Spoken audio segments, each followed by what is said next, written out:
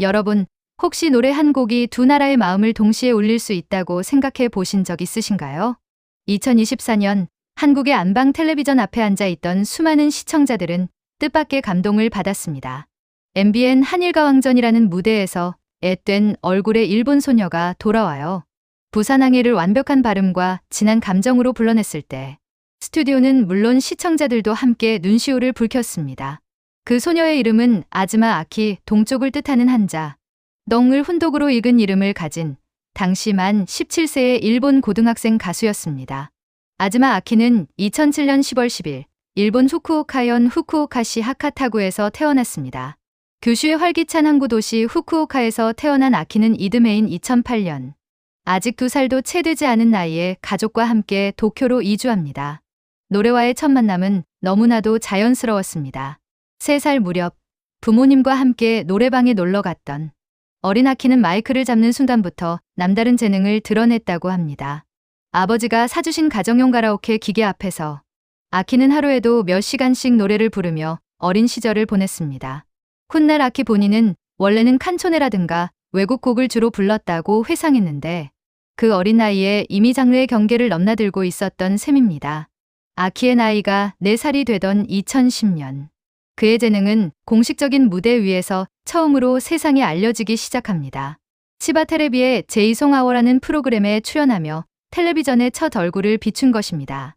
같은 해 중국에서 열린 세계음악제 대련대회 학생부에서 당당히 우승을 차지했고 동해지구 크라운 레코드 주최 가창대회에서는 최우수 가창상까지 수상했습니다. 만 4살 아이가 이룬 성과치고는 도저히 믿기 어려운 성적이었습니다. 하지만 아키에게 있어 가장 중요한 전환점은 수상 실적이 아니었습니다. 바로 이 시기부터 아키는 일본 전역의 양로원과 병원을 찾아다니며 위문 공연과 봉사활동을 시작하게 됩니다. 아직 유치원에도 다니기 전의 나이에 어르신들 앞에서 노래를 부르며 위로와 기쁨을 나누기 시작한 것입니다. 처음에는 동요나 외국곡을 주로 불렀습니다. 그런데 공연 중 어르신들이 엔카도 불러주면 좋겠다고 부탁하는 목소리를 들은 아키는 그 자리에서 엔카를 배우기 시작했습니다. 노래가 무르익을수록 어르신들이 덩실덩실 춤을 추고 울다가 웃고 한없이 행복해하는 모습을 직접 눈으로 보면서 어린 아키는 노래란 부르는 사람의 기교보다 듣는 사람과의 교감이 먼저라는 것을 몸으로 깨달았습니다.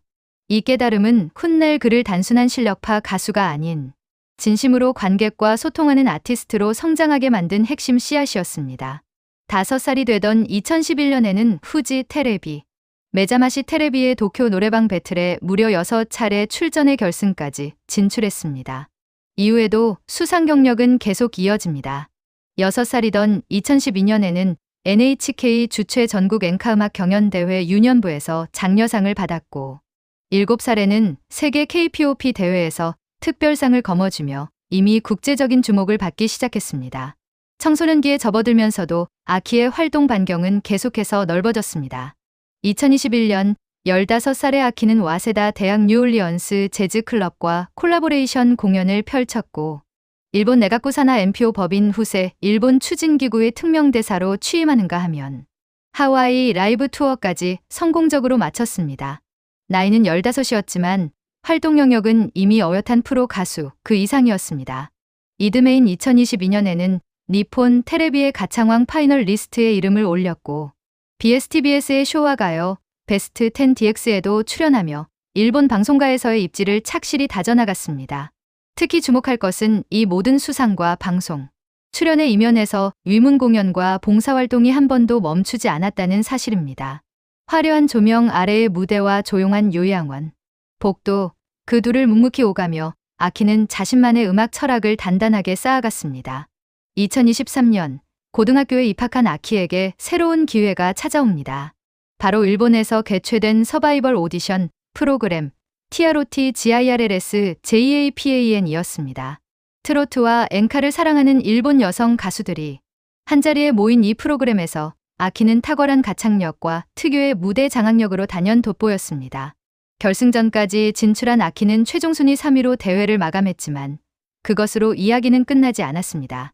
TOP7 안에 든 덕분에 아키는 2024년 한국의 음악 경연 프로그램 MBN 한일가왕전에 일본 대표 자격으로 참가하게 되는 인생의 전환점을 맞이하게 됩니다.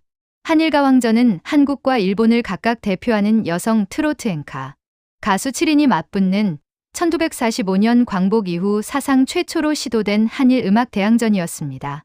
기획부터 제작까지 무려 2년이 걸린 이 대형 프로젝트에서 아즈마 아키는 일본 팀 내에서 유일하게 정통 엔카 장르를 대표하는 가수로 소개되었습니다. 소개 멘트는 단 2마디였습니다. 하늘이 내린 천재 엔카 신동. 2024년 한일가왕전의 첫 무대. 아키가 선택한 곡은 아오페이 도무 징 오쿠이다 모정이었습니다.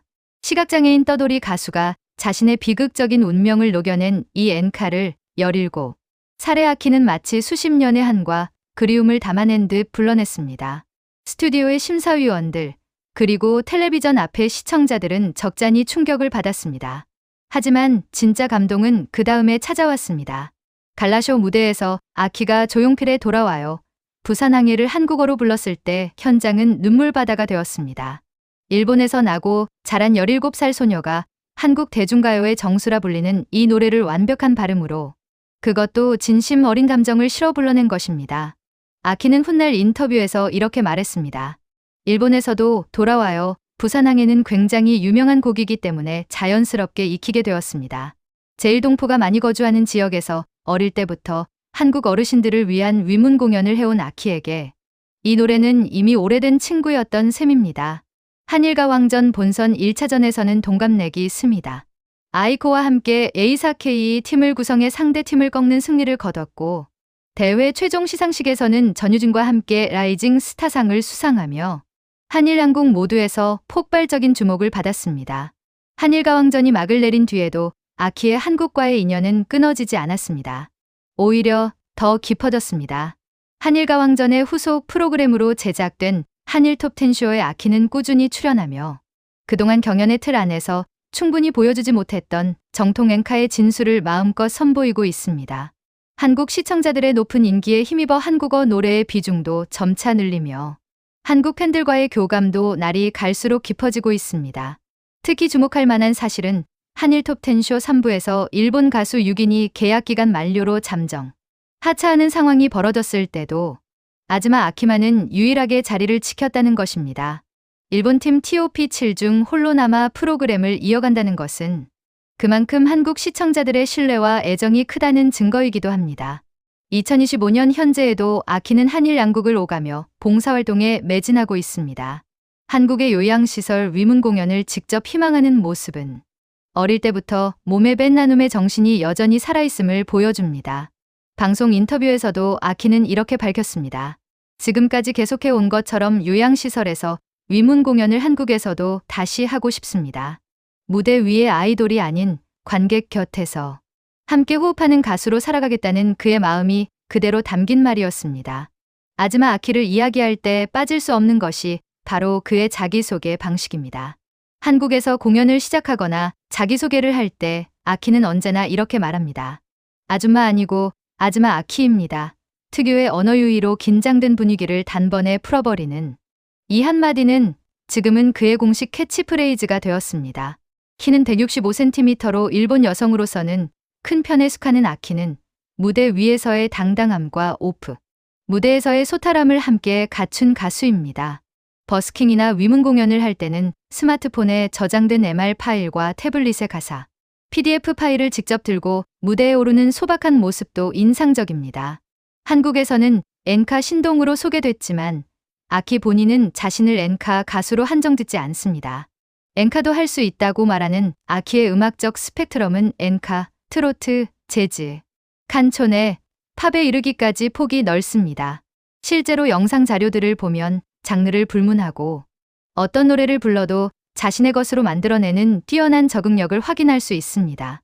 한편 아버지가 제일동포 사회와 인연이 깊다는 점도 아키의 음악 세계를 이해하는 데 중요한 배경이 됩니다. 어릴 때부터 제일동포 양로원을 찾아 한국 어르신들과 함께 노래를 나누며 자란 아키에게 한국의 음악과 정서는 결코 낯선 것이 아니었습니다. 한국 트로트의 리듬과 감성이 자연스럽게 몸에 밴 것도 바로 그 시절의 경험 덕분입니다. 한국과 일본 두 나라의 음악 사이에 다리를 놓는 것. 말로는 쉬워 보이지만 실제로 이를 이뤄내는 것은 지극히 어려운 일입니다. 언어도 다르고 감성도 다르고 음악적 뿌리도 다릅니다. 그런데 아즈마 아키는 그 어려운 일을 기술이나 전략이 아닌 진심으로 해내고 있습니다. 4살 때부터 어르신들 곁에서 노래를 불렀고 어르신들이 기뻐하는 모습을 보며 음악의 진정한 힘을 깨달았고 그 마음 하나로 18회를 살아온 소녀. 아즈마 아키는 개은숙, 김연자, 보아처럼 한 일. 문화의 가교가 된 선배들의 계보를 잇는 존재가 될 수 있다는 기대를 받고 있습니다. 2026년 현재 18살의 아즈마 아키는 여전히 현재 진행형입니다. 한일 톱텐쇼의 무대 위에서 한국과 일본의 요양시설 복도에서 그리고 팬들과 손을 맞잡는 버스킹 현장에서 그의 노래는 오늘도 누군가의 가슴 한편을 조용히 두드리고 있습니다. 노래의 힘은 참으로 세다는 것. 그리고 그 힘을 가장 잘 아는 사람이 때로는 가장 어린 사람일 수도 있다는 것. 아즈마 아키가 우리에게 전해주는 가장 소중한 이야기입니다.